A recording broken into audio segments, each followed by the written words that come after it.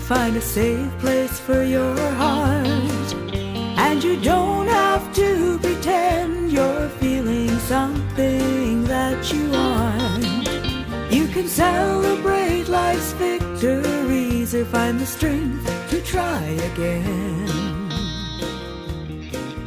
When you bless your life with the company of your friends. What would you like to know about support networks? Well, I think because the foundation of In the Company of Friends is people having a formal support network.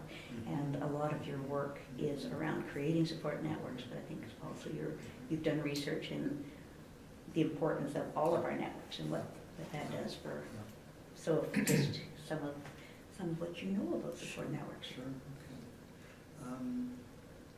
Well, it's very exciting that life really focuses on social networks. I really think it's a very powerful idea, this idea of bringing people together to, walk with a person in their life.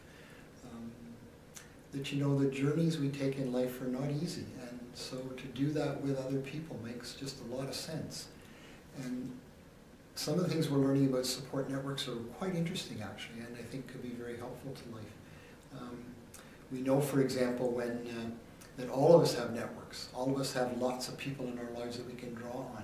Sometimes those are small groups of people, sometimes they're larger.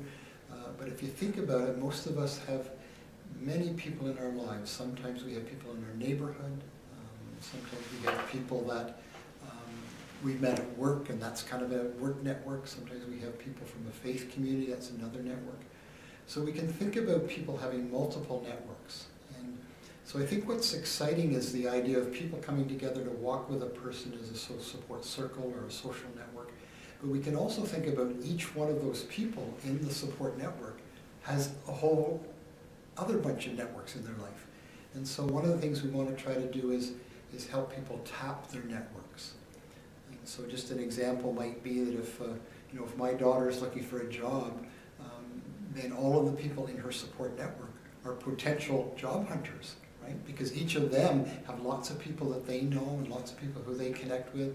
And it's possible that we could then cast a wide net to ask people in our network, Karen's looking for this kind of a job, what would it take to help her find a job? Or do you know anybody who might assist us in finding a job? So as facilitators, we're often encouraging and coaching people to think about the who question. We think that's a pretty important part of network development. We're always asking, like, who else could we invite, or who else could we ask, or who else could we think about including? So to think about networks as 4 or 5 people who are walking with a person, but to also think more broadly that each of those people have a network that